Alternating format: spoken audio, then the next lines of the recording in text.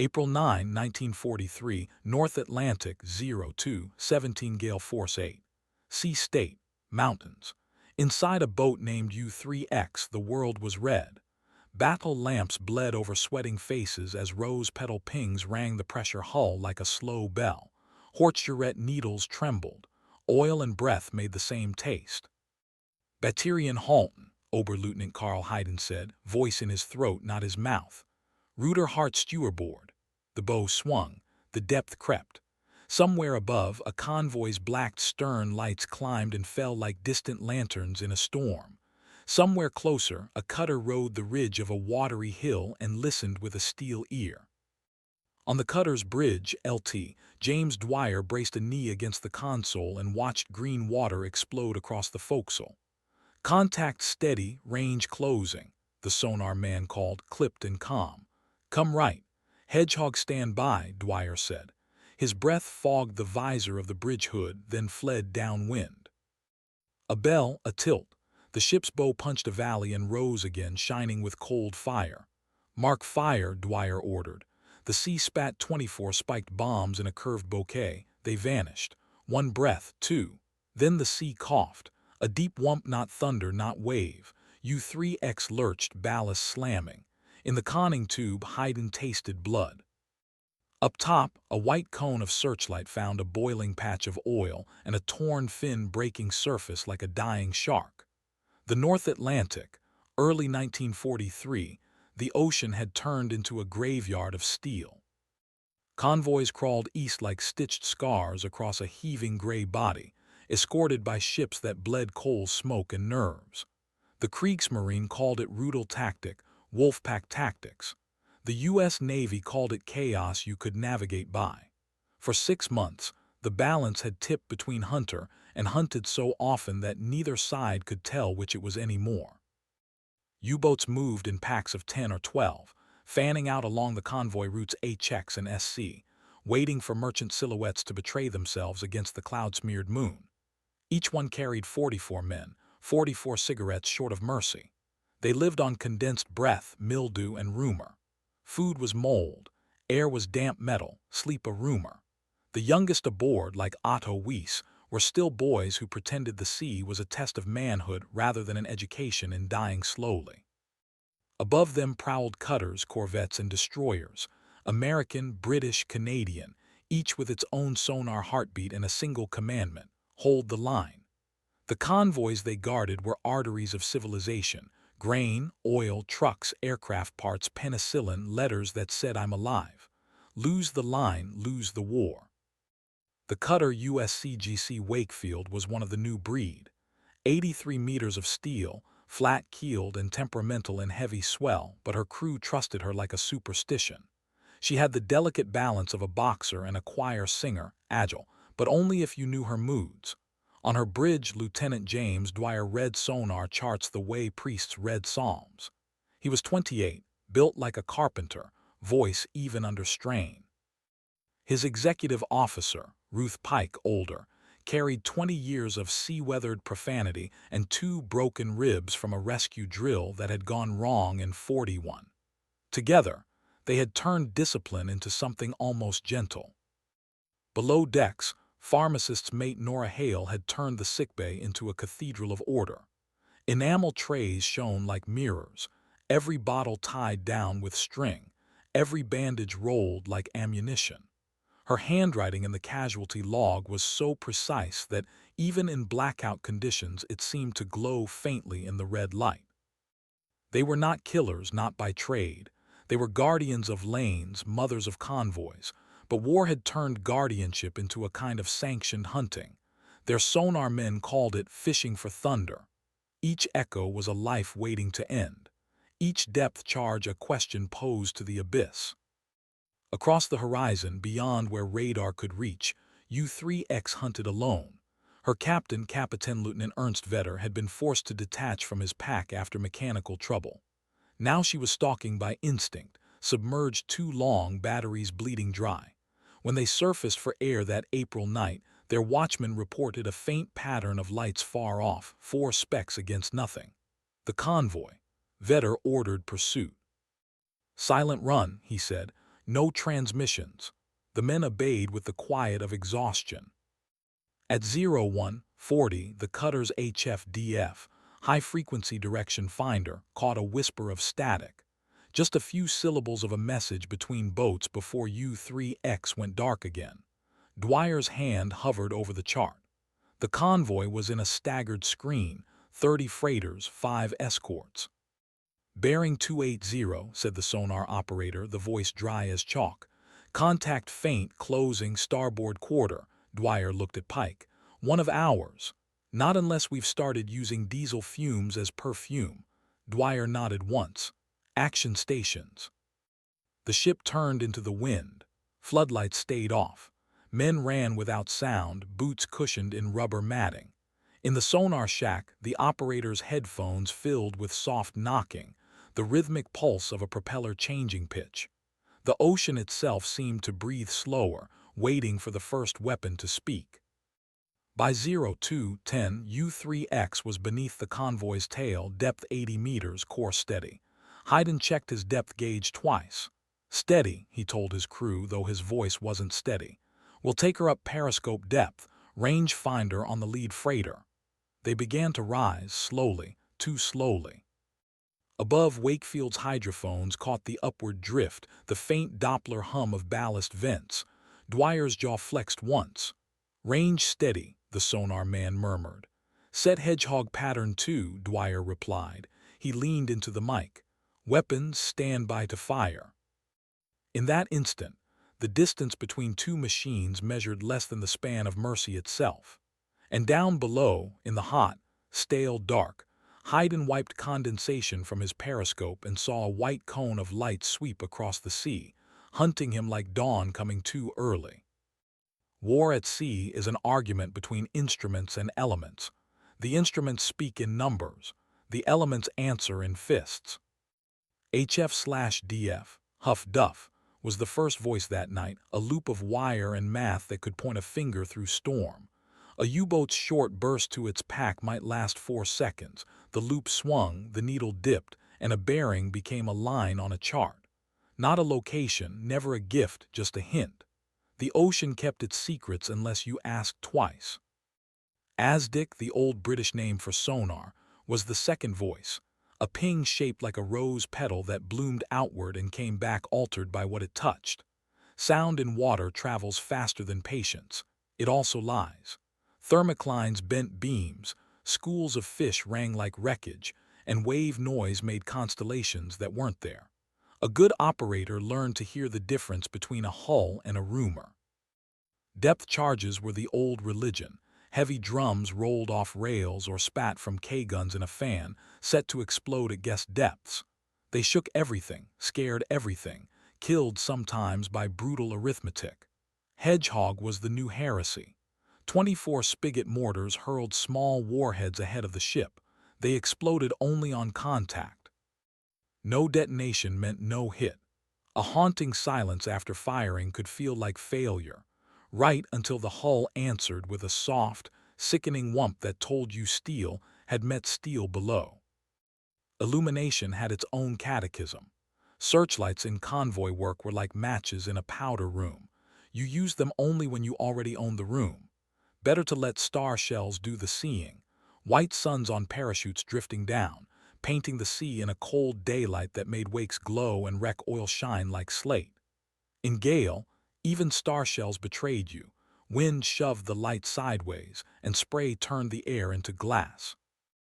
None of it mattered if you couldn't handle a ship in weather. Gale Force 8 stacked the Atlantic into black cliffs that burst into green fire across the bow. The helmsman needed to feel when to meet a sea and when to shoulder past it. The engine room needed to keep steam like a held breath. Open the throttle at the wrong second and you buried the nose. Close it too late and you offered the propellers to air, screaming cavitation, lost bite, lost steerage, lost men. Rescue was its own art, learned in peacetime and hardened in war. Hypothermia kept the clock. 10 to 20 minutes in water that cold before hands stopped knowing they were hands. Oil made it worse and better, worse because it burned eyes and lungs, better because its slick sometimes slowed the kill of cold. Kapok life jackets kept faces up. Me Wests did if men inflated them in time. Panic drowned quicker than bullets. The kit lived forward. Scramble nets bundled like sleeping vines, Jacob's ladders coiled, heaving lines fitted with monkeys' fists to carry themselves accurately across wind. Boathooks leaned under canvas. Blankets, always blankets, were stacked close to the rail, tied with thin twine you could snap with a cold thumb. Coffee urns were lashed waist-high by the hatch, not for comfort but for protocol. Hot liquid first, only sips, then dry, then heat. Never rub frozen limbs. The rule was as sacred as any gunnery table. On the cutter, the standing orders framed the moral math in clean sentences.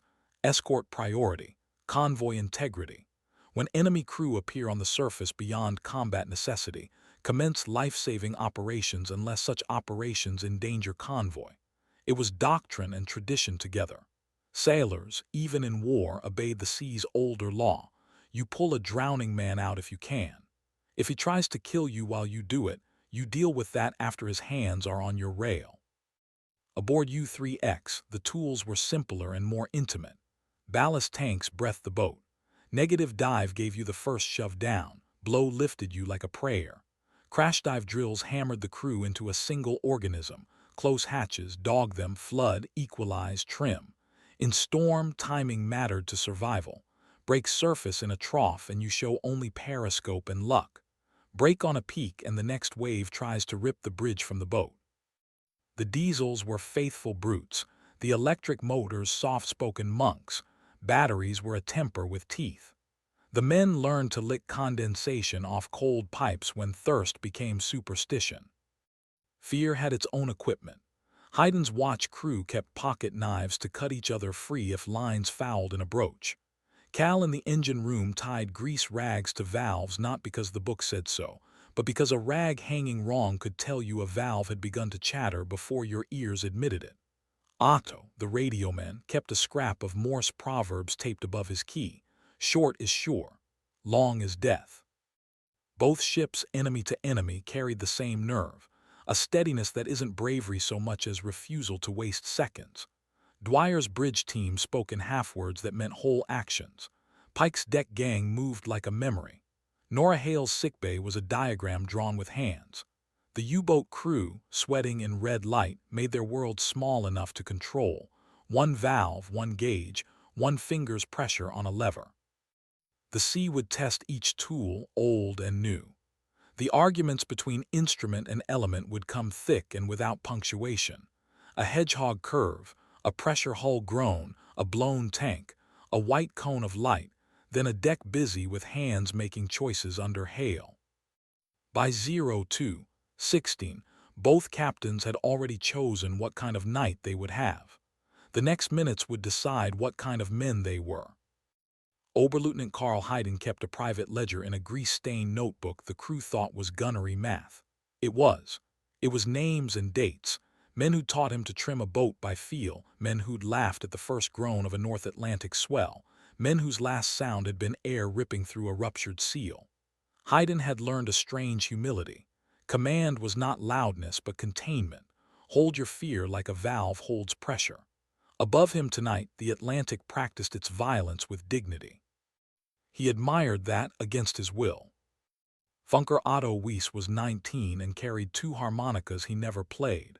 Seasick most hours, he found a trance at the key. Morse was prayer to him, short and long, certainty and doubt, all the world reduced to a fingertip.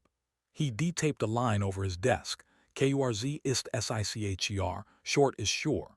Tonight there would be no sending. Tonight he listened to the sea's static and imagined each hiss was the voice of home saying his name. Maskinist Cal Dorn spoke to engines as if they were old horses, kindly, with threats. He wore a wool cap even under red lamps, the visor sweat white with salt. He denied being superstitious and then kissed 2 fingers and touched the port motor casing before every crash dive.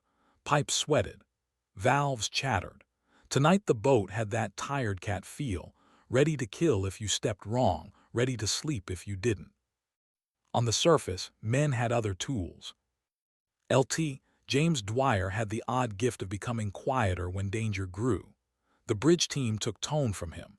The helmsman settled hands. The sonar operator's shoulders loosened a fraction when Dwyer said steady, because steady meant he saw farther than they could. He'd grown up on a Massachusetts fishing boat where you learned to make decisions before questions arrived. The war had only added bolts and protocols to that habit.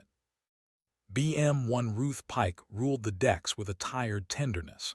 He knew each sailor's strengths like a carpenter knows the grain in 2x4s. He didn't forgive sloppy knots or loose ladders. He did forgive fear that came out honest. He kept a pocket rosary of little iron nuts and swore at weather in a way that sounded like prayer. Pharmacist's mate Nora Hale had eyes that could command and hands that apologized while they worked. She de-triaged a torpedoed Norwegian crew the winter before and discovered that the line between living and dying narrowed to 5 inches of blanket and 6 ounces of coffee given in sips. She taught her corpsmen that order was compassion. Label first, speak second, decide third, touch last, because the hand remembers what the mind refuses when the deck tilts. Gale conditions distorted the chessboard. Standard screen geometry, an arc of escorts guarding a convoy's quarters, collapsed inward under weather, and Wakefield played a knife fighter's game instead of a fencer's. Dwyer briefed it once and then lived it. We protect the tail and punish the stalk. If we lose contact, we straddle where they have to be, not where we want them. Hold down was the watchword. Once sonar got a scent, you didn't chase noise. You forced the boat below periscope depth and kept it there until batteries and air did the killing or the U-boat made a mistake to breathe. Hedgehog was perfect for that patience. No explosions to blind your own sonar. No depth charge curtain to make you deaf to the one sound that mattered, the change in propeller note that meant panic. Illumination doctrine flexed with wind. Star shells were reserved for confirm or collect. Confirm the oil streak you thought you saw. Collect survivors after the danger curve flattened. Searchlight stayed dark until Dwyer made the call that the convoy was safe from return fire. Then the cone could be used like a finger pointing at a story the sea tried to swallow. Counterfire discipline kept the deck teams honest. Pike told his gun crews, "We kill efficiently and stop instantly." The phrase sounded impossible until you rehearsed it enough. If the U-boat broached and kept fighting, finish it. If it broached and men came up burning and blind, guns cold, lines out. The bridge would own the moment, but the crews rehearsed the pivots until muscle remembered before thinking asked permission. Rescue lanes were a tactic, not an afterthought. Pike designated starboard the dirty side, oil, wreckage, bodies, and port the clean side, lines, ladders, blankets. It kept chaos from breeding. When command called rescue, port watch flowed without tripping over starboard's work. Men could do mercy like a drill if you gave it a lane. Convoy integrity meant perspective. If another contact appeared or if a second wolf joined the prey, Wakefield would break off rescue. Dwyer didn't pretend otherwise. The law of water was merciful, the law of war was jealous. In calm voice he told Pike, "If we must choose, we choose the living cargo, the 30 ships, over the 10 men we can see. But we will not stop 1 second earlier than the danger demands." Pike nodded once. He'd known captains who hid behind rules to dodge risk.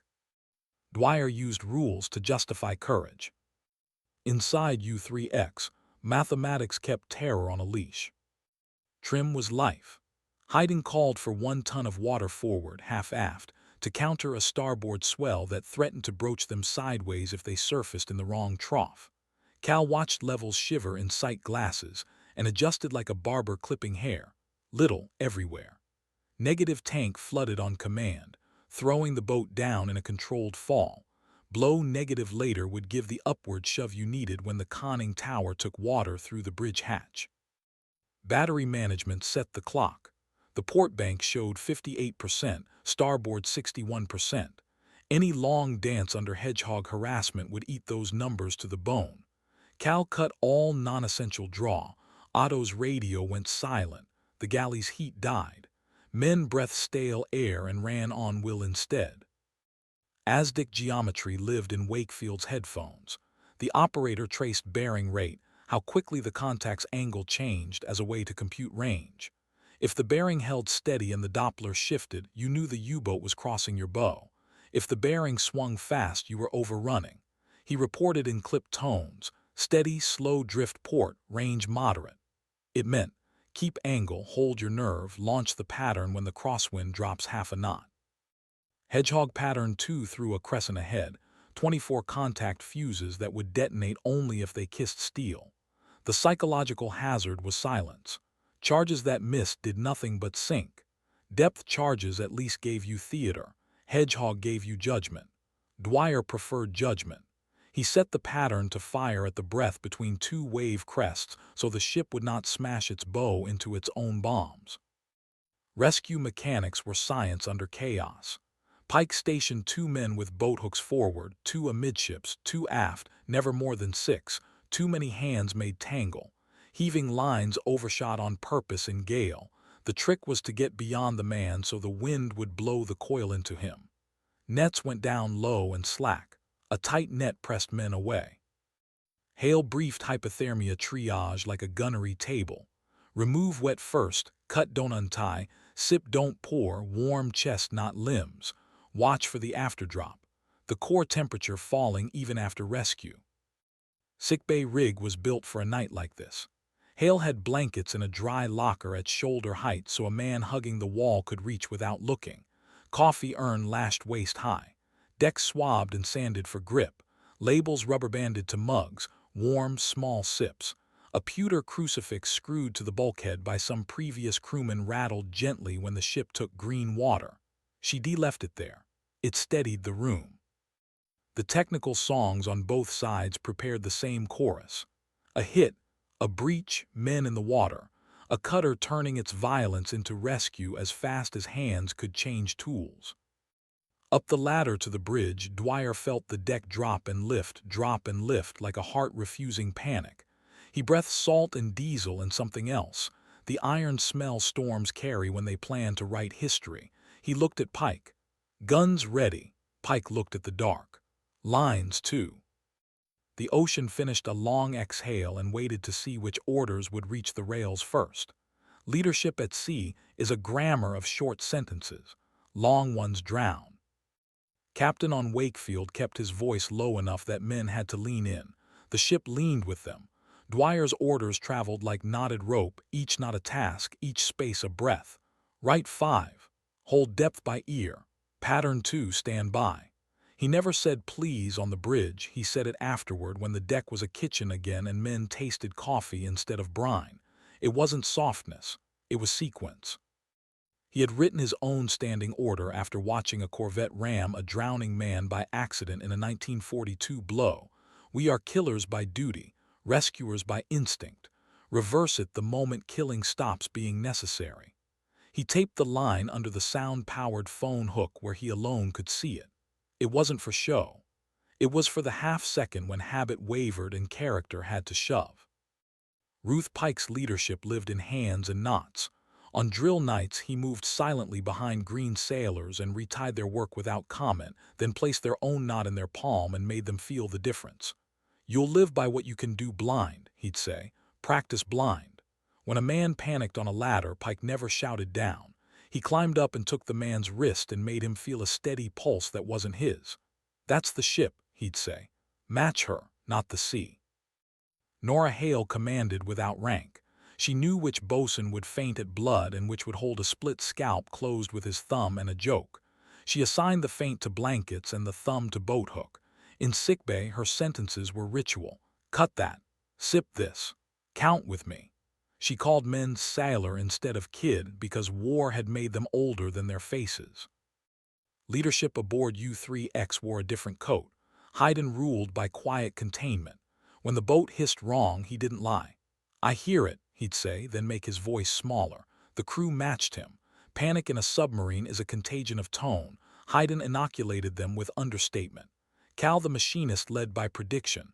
Valve 3 will chatter in 2 minutes and I'll be there. Men live longer when the world happens as somebody said it would. Above both ships, the storm led by example. Relentless, indifferent, consistent. Good captains copy weather that way. The sea demands enemies respect each other even while they try to end one another. U-boat culture was tribe and liturgy. The men called their boat boot like a woman's name. They kept mascots, lucky spoons, a cork from the commissioning bottle wired to the control room, a carved gull hung over the chart table. They ate canned black bread and sour meat and pretended it tasted like Hamburg in spring. They joked about death to make space for sleep. They hated the ping most, not the explosion afterward but the accusation before it. The sound that said, "I know where you are." When Hedgehog came to the Atlantic, it felt like a violation of the old duel. No thunder, no rolling curtain, just calm and then judgment. Some crews said it was sneaky. Others said it was clean. Either way, it changed the stories they told themselves about how they would die. On Wakefield, the enemy had no face until rescue. Sonar painted them as bearings and rates. Gunnery called them contact. Only after a broach, only after a white cone showed a helmet where a conning tower used to be, did the enemy become a man with oil in his eyes and a lung that wanted soup more than oxygen. The transition from vector to person took one heartbeat. Leaders either prepared their men for the whiplash or let them break their own necks on it. The moral hazard was mutual. U-boat memoirs would later confess the same wrench in reverse: torpedo a ship at midnight, surface to count lifeboats as proof of kill, and hear kids crying in languages you could almost understand. Men who were very good at war got very bad at sleeping. War at sea keeps two laws, the law of nations and the law of water. The first assigns flags and rules of engagement. The second predates language. It says, if a hand reaches from the ocean and you can pull, you pull. You might shackle that hand after. You might interrogate it, feed it, send it away to a camp. But you do not let it sink when you can bear its weight for a minute. Dwyer had learned that as a boy in a dory when his father fished wrecked lobster pots out of December water. You save what you can save, the old man said. Not because it belongs to you, because it belongs to the surface. He had written that memory into tactics. Guns hot, then guns cold, then blankets. Seamanship was ethics rehearsed until it looked like muscle memory. The moral turn was not sentimental. It was expensive. Every minute spent with nets and lines was a minute not hunting the next wolf.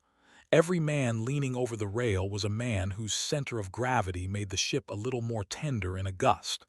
Mercy is risk, at sea more than anywhere. That is what gives it weight.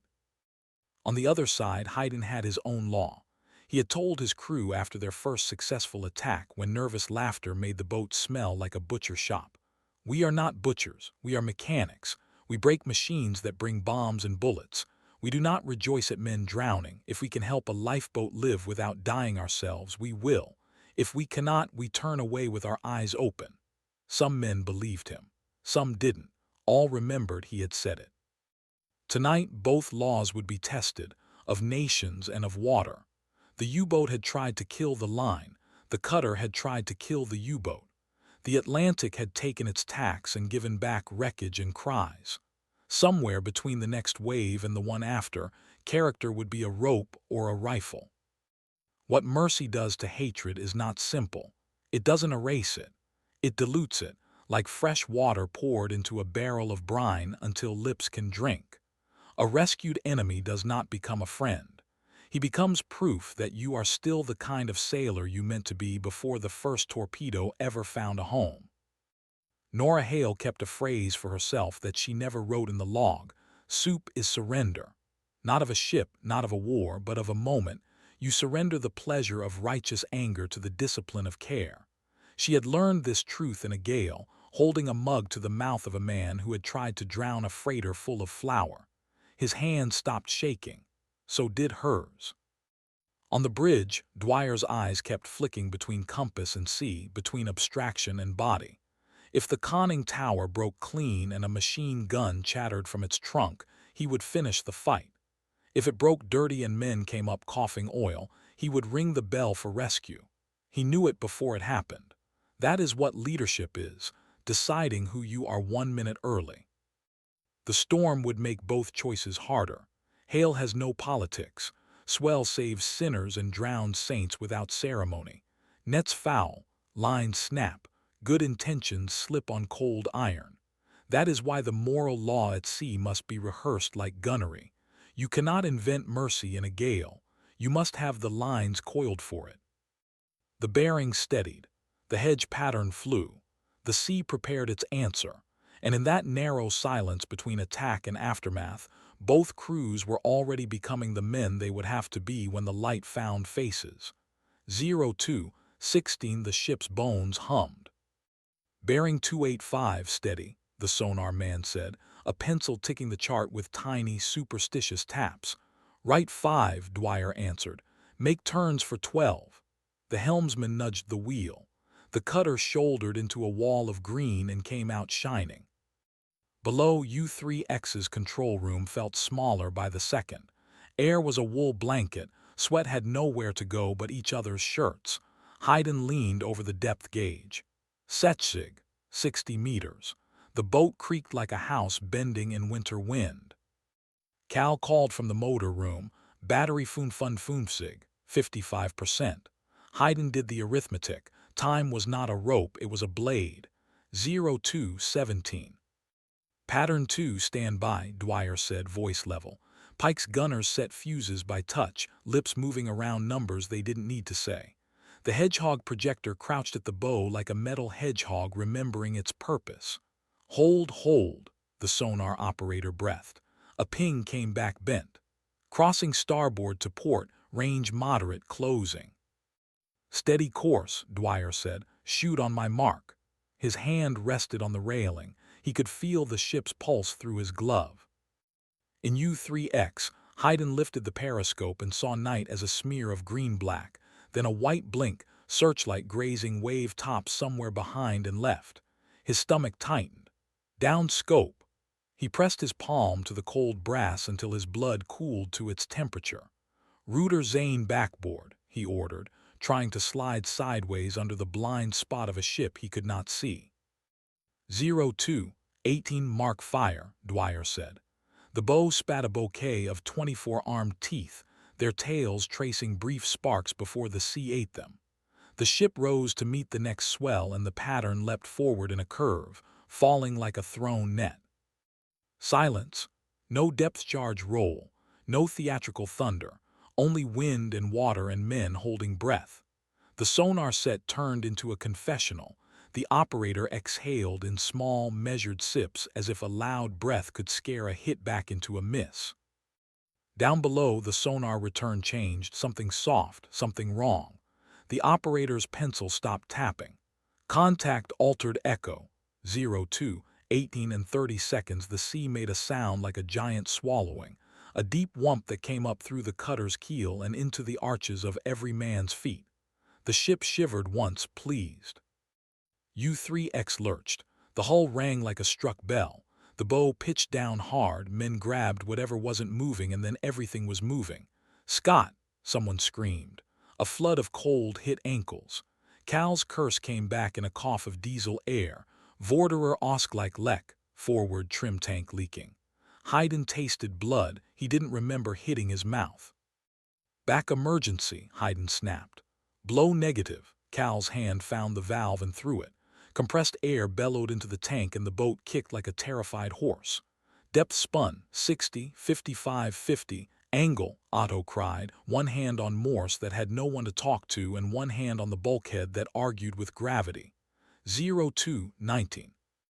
On Wakefield, Pike's eyes were already forward. "Oil slick," he said softly. A black tongue lapped through white water, expanding like a bruise.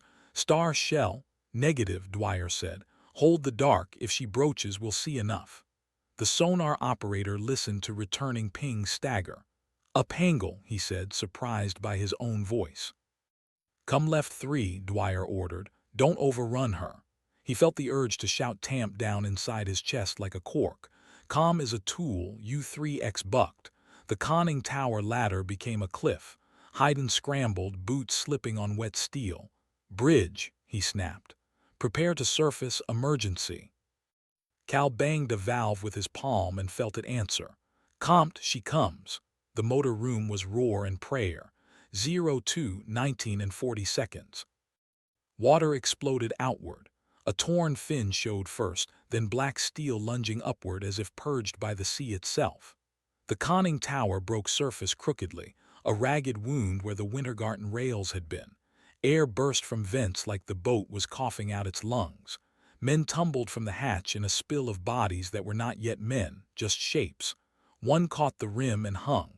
One fell back and did not return. "Target broached," the starboard gun called, sight already swinging. The white cone of a searchlight snapped on, slicing rain. The tower and the wrecked bridge leapt into inhuman daylight. "Guns hold," Dwyer said. The order cost him a stripe of his breath. "Hold, watch for fire." If a gun chattered from that broken trunk, he would finish it. He felt the choice poised like a blade on a string. The conning tower coughed no bullets.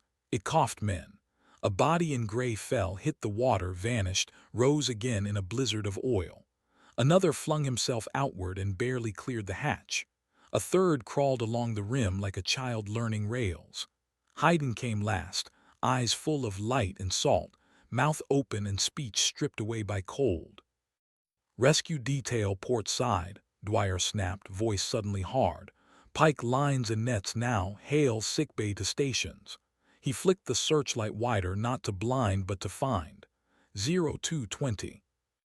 Pike's men moved as if storm and gravity had been rehearsed. "Jacob's ladder, let it run," he barked. The rope steps unraveled, wet immediately, heavy as sin. Heaving lines overshoot, windle deliver. Lime-spotted coils snaked into Gale and then swung back like dogs taught a trick.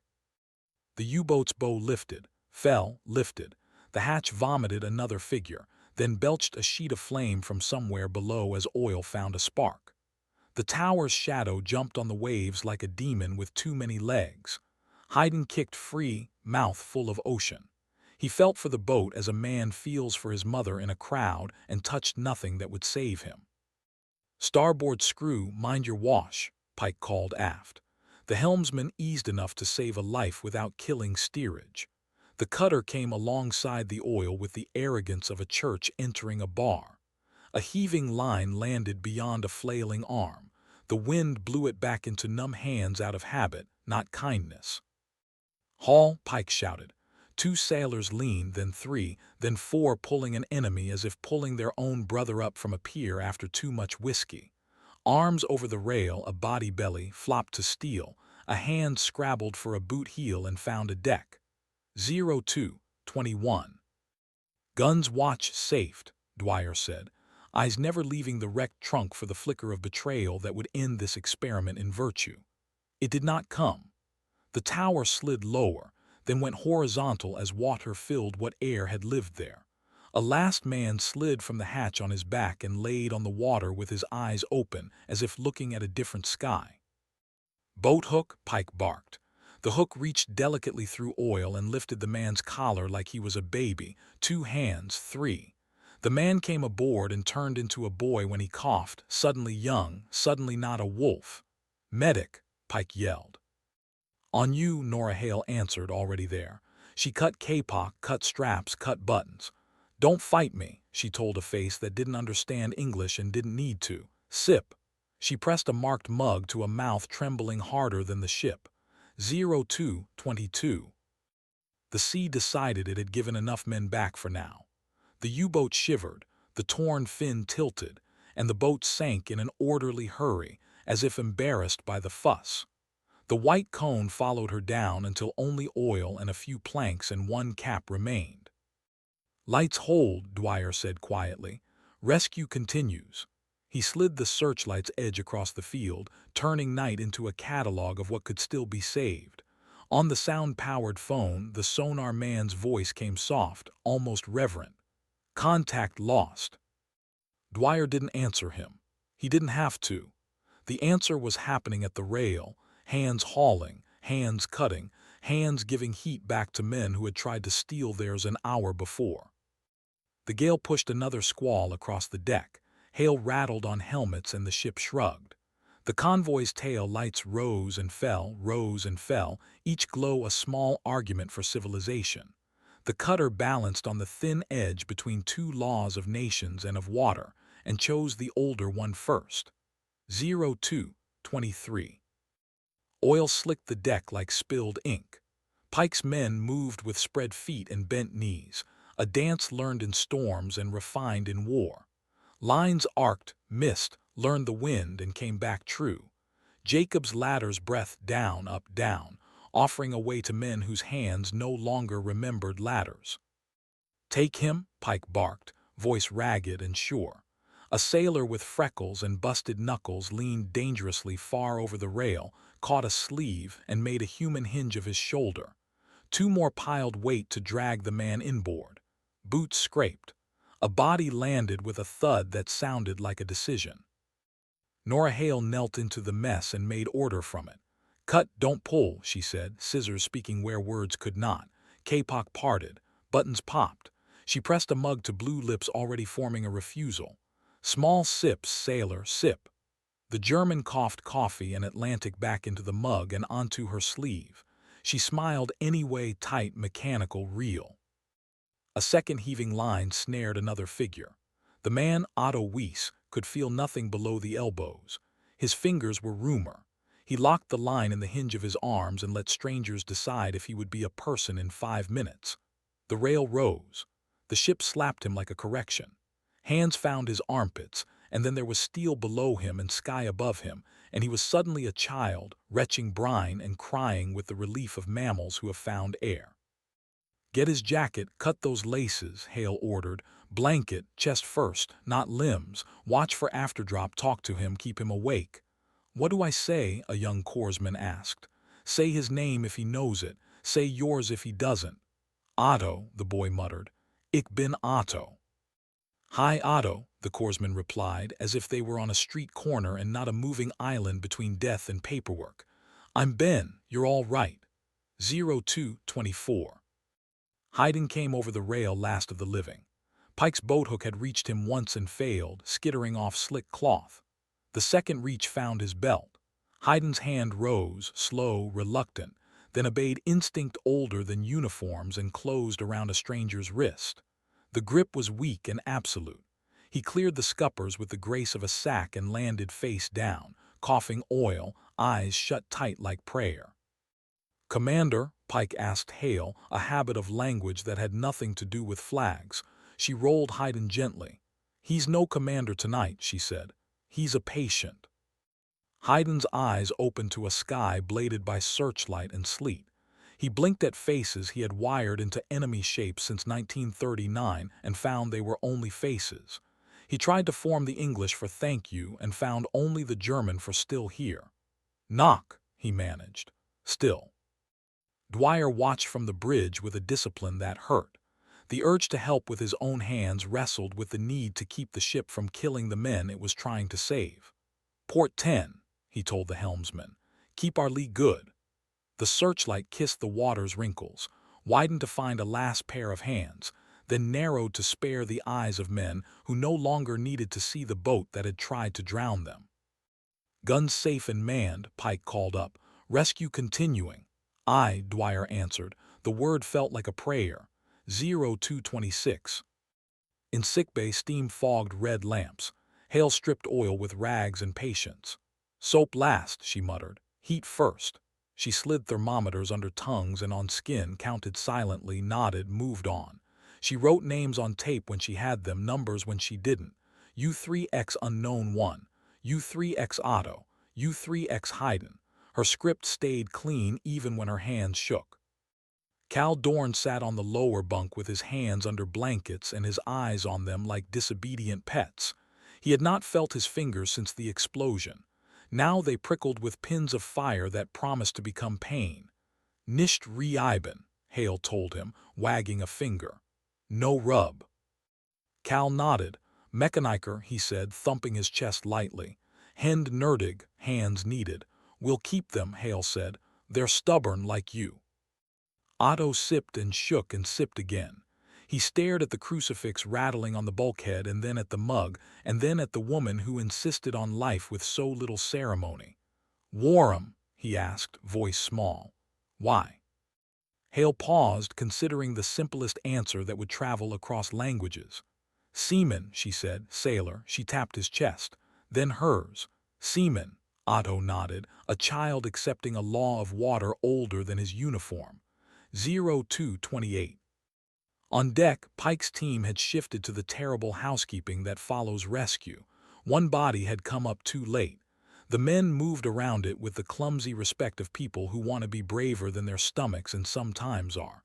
Pike covered the face with a tarp and tied the corners quick. "XO," he called up to Dwyer. "One deceased." "Logged," Dwyer replied, throat tight. "We'll see him right after." The sea pressed the decision with Hale. They were still living to pull. A final figure drifted in the edge of the light, a shape half rope, half man.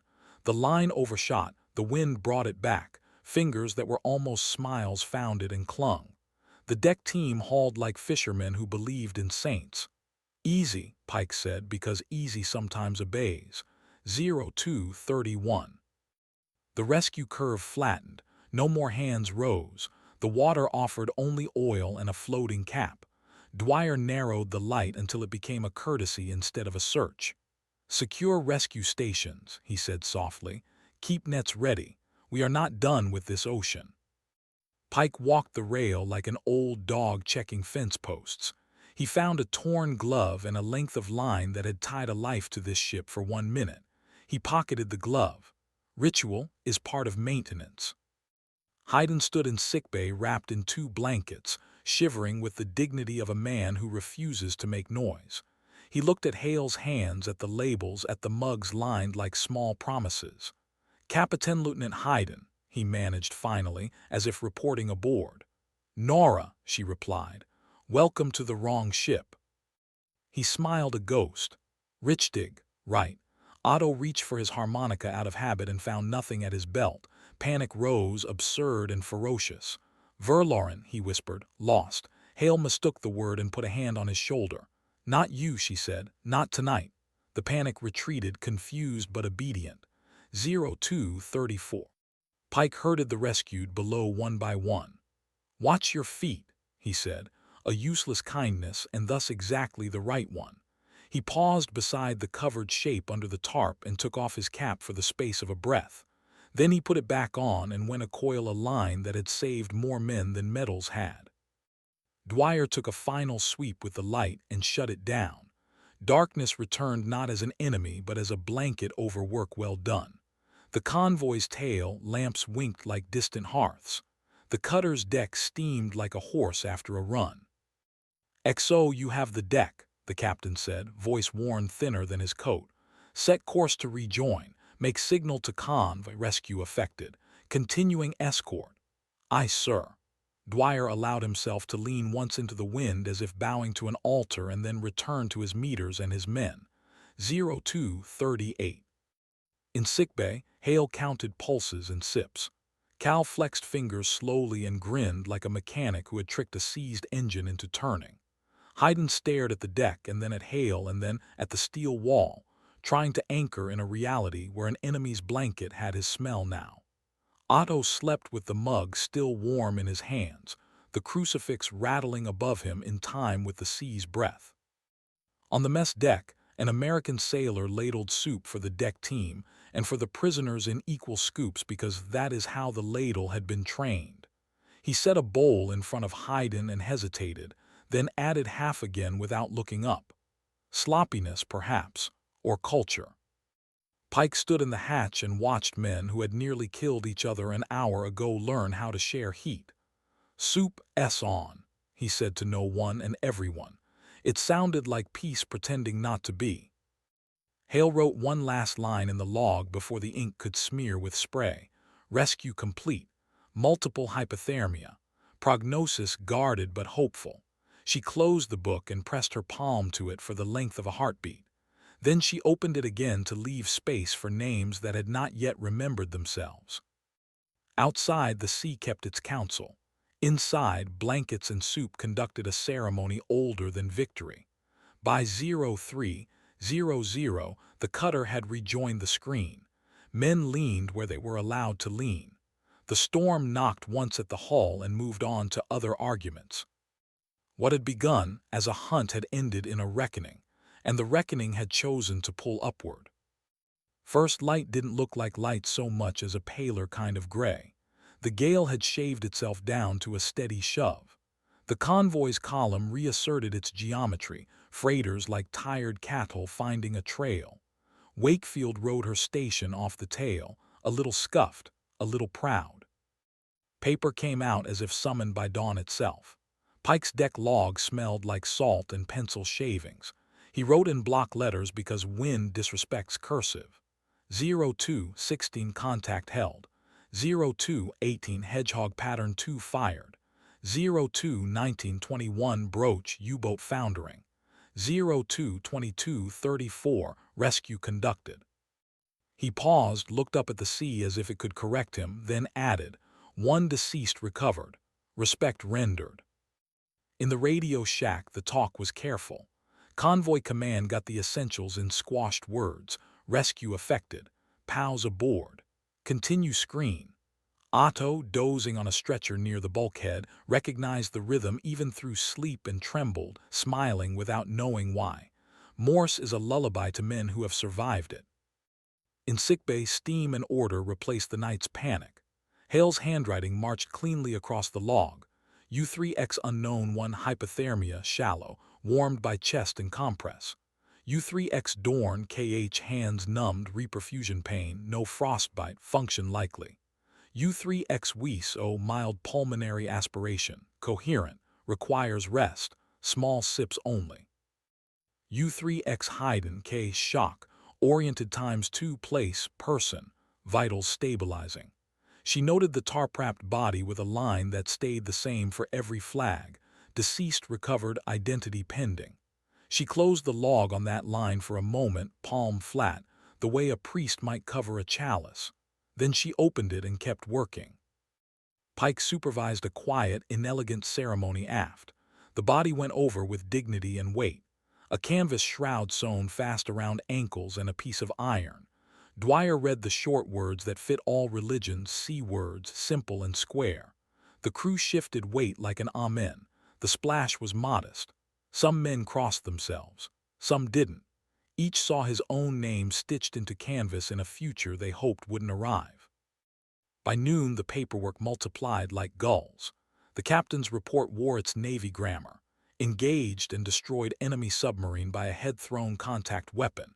Commenced rescue in accordance with convoy safety. Enemy survivors treated per Navy regulations and Geneva. It said nothing of the coffee ring that bloomed on the margin when a wave ran up the hull and splashed the desk. Nora Hale initialed the medical addendum with a hand that now shook only when it had time. Dwyer sat on the bridge wing and ate a sandwich that Salt and Son had already seasoned. He stared at the convoy, gray blocks hauling a war forward 1 wake at a time, and felt the strange fatigue that follows right action. It isn't sleepiness. It's a subtraction of tension that leaves muscles wondering what to do with the new slack. Pike appeared with 2 tin mugs and set one down by his boot. "Soup," he said. "Again?" Dwyer asked, half-smile. "Still the right prescription," Pike answered, and the wind stole the steam. Haydn, now tagged and warm in a blanket that had a U.S. stencil peeking through the wool, sat on the mess bench opposite a sailor from Maine who had just learned his face could look like calm even when his heart was still running. They shared silence. After a while, Haydn mustered 3 English words. "Good ship. Good." The sailor nodded once, as if complimented personally, then pushed half his bread across. Haydn accepted with the grace of a man who had remembered the right size for need. Cal flexed his fingers and counted off movements like a mechanic checking tolerances. Thumb to forefinger to middle, murmuring, gut, gut, as if he were tuning a carburetor. Otto slept, woke, took a breath that didn't rattle, and saw the crucifix move rhythmically. It made sense. Boats and crosses both love beams. On the fantail, Pike found the torn glove again in his pocket and considered throwing it overboard as an offering to any saint that monitored repairable mistakes. He kept it. Better to patch it and wear it until it died properly. By late afternoon, the convoy raised a smutty horizon of smoke where destination might one day be. Wakefield's engines settled into a tone old-timers called honest steam. The gale was now only weather. Men returned to jobs that kept the ship an organism: grease, swab, lash, stow. Duty recaptured the day like a harbor recaptures a boat. In the wardroom, the captain signed the last page, then set his pencil down as if ending a prayer. He stood, went to sickbay, looked at the 4 living proofs of a doctrine older than this war, and said only, "Welcome aboard." The words felt odd in his mouth and exactly right. He left without waiting for thanks he did not want. At dusk, signal lamps winked among escorts, an alphabet that pretends to be fireflies. Dwyer watched them and felt the ship steady under him, an animal that had done the hard pull and decided to keep living. On the bulkhead outside sickbay, Hale taped a card where every passerby would see it, the letters printed large and square. No GIFTS, no talk, only quiet. Mercy has housekeeping. She enforced it with the same seriousness she brought to bandages. The sea, finally, allowed a sunset that looked like bruised fruit. Men who had seen death as a profession watched color return to the world as if it were a favor. Paper was filed. Ink dried. Steam curled from mugs. The cutter kept her place. The night would come again, as it always does. But this one would arrive over a deck that smelled, briefly, stubbornly, of coffee more than cordite. Weeks blurred into wakes. The convoy made harbor short by 2 ships and long by 4 lives that should have been lost. The cutter took on fuel and flour and rumors, then went back to sea because that was the contract.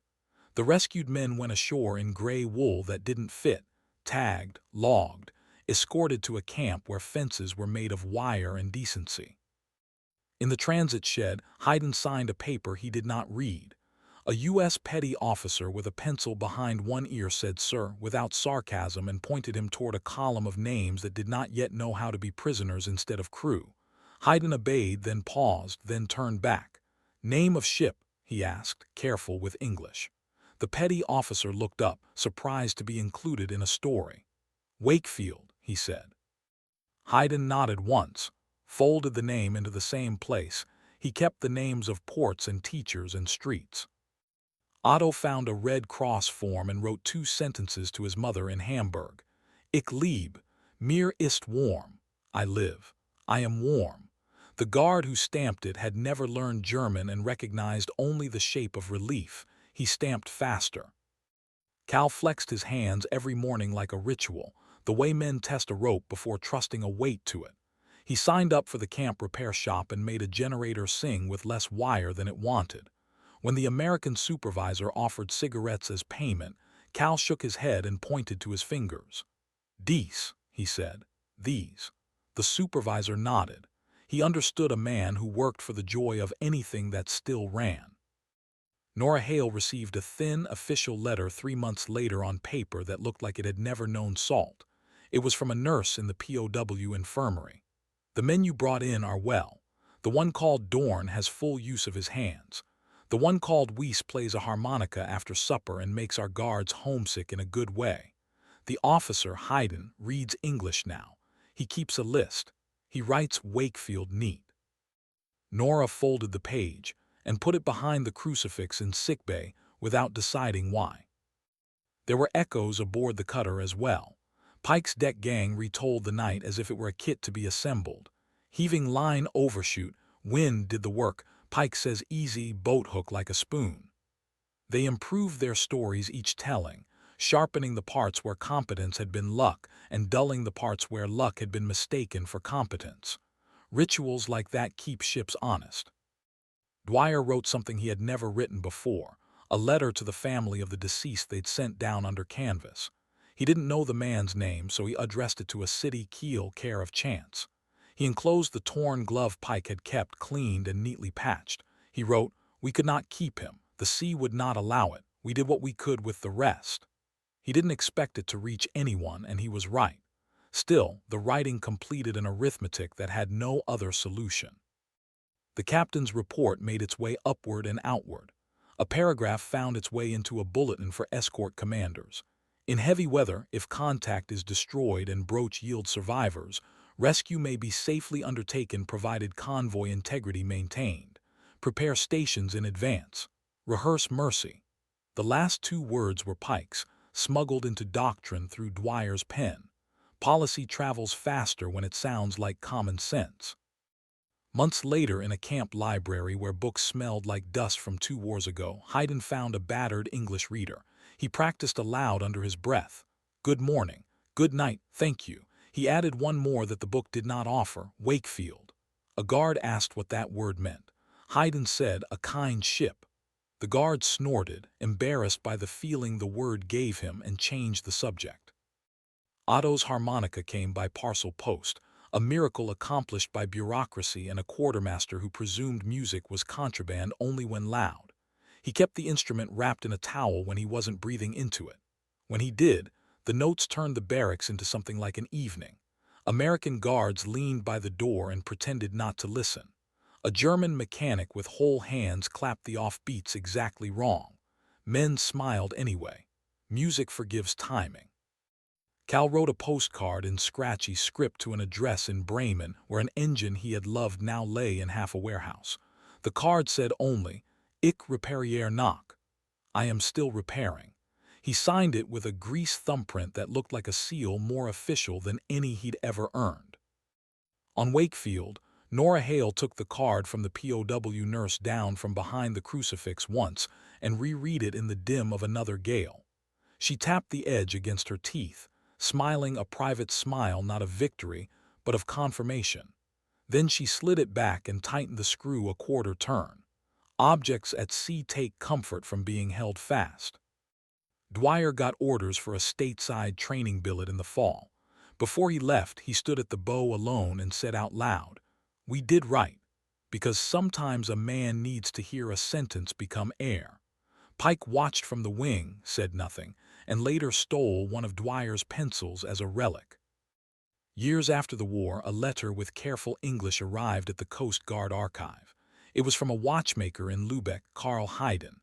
He enclosed a photograph of a workbench and a pocket watch whose back he had engraved with one word, Wakefield. The curator filed it with a one-line note, "Enemy survivor thanks Cutter for blankets and soup." It sat in a folder no one opened often. That was all right. The sea had already kept the memory.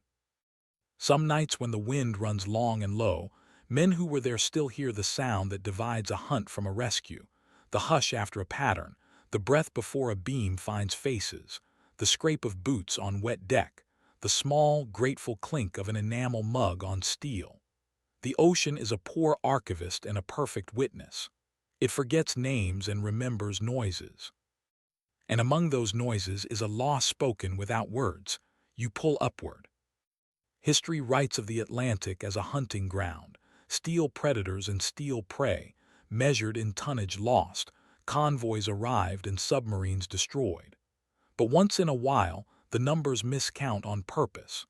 They miss the night a ship stopped killing long enough to remember that oceans, too, have room for grace. Wakefield's story never made front pages. It didn't need to. It survived in the quiet language of conduct reports and in the way men spoke afterward, less certain, more human. For Dwyer, the hunt had been the trade, mercy became the education. For Pike, who once believed the sea took back everything, it became proof that sometimes the sea could give. In a war of absolutes, they had found something conditional but durable, decency. A new kind of strength, one that did not measure itself by kills but by what it refused to destroy. The blankets, the soup, the steady hands, they were not acts of softness. They were acts of control, the rarest skill in war. The German sailors carried that lesson home in pockets meant for shrapnel. Some rebuilt engines. Some taught apprentices. One became a watchmaker who engraved a single ship's name into time. Across the world, the cutter's logs turned brittle in Navy archives, but the salt that had once dried on their pages stayed luminous when caught by the right angle of light. If you stand on a pier in Halifax or Hamburg or Boston on a calm night, you can still feel it, the faint vibration of a convoy engine, the heartbeat of a boat that chose not to let men drown simply because they had worn the wrong flag. It is a small story compared to empires and treaties, but sometimes it is the small stories that repair the noise of larger ones. When the night closed in on that April sea, both sides believed they were enemies. By dawn, they had remembered they were sailors first. And sailors, when the water turns black and cold, do not ask who a man was before he fell in. They ask how to pull him out. Subscribe for more true stories that remind us of what it means to be human, even in the darkest of times.